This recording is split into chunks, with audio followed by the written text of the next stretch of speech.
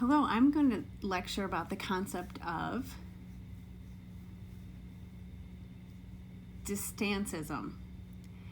That is from a deaf-blind person specifically. His name is John Lee Clark.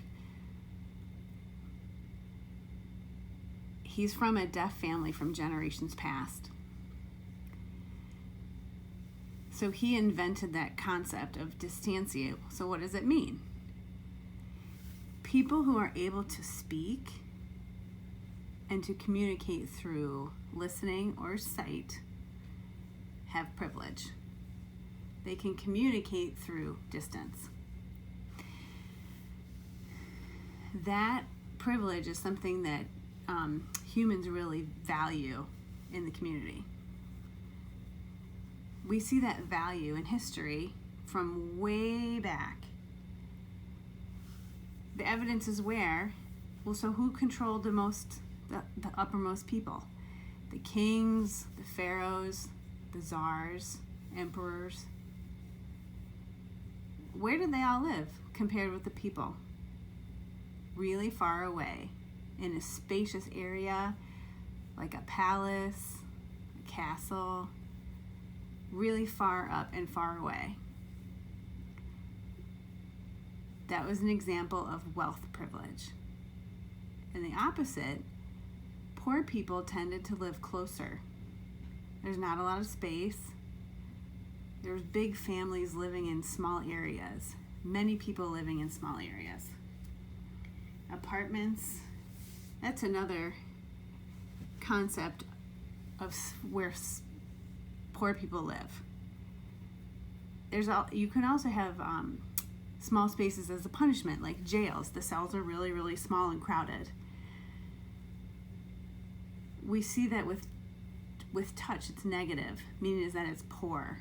And it's a punishment because you don't have space. But the wealth have a lot of space. So again, that's our evidence that humans value and they cherish distance. It's not just one culture specifically, it's many, many cultures in general from years and years ago. So that is applied to the concept of who can communicate through distance. Hearing people can talk, and deaf-sighted people in the community can stand far apart and sign to each other through the door, through the window. So those two groups work with deaf-blind communities.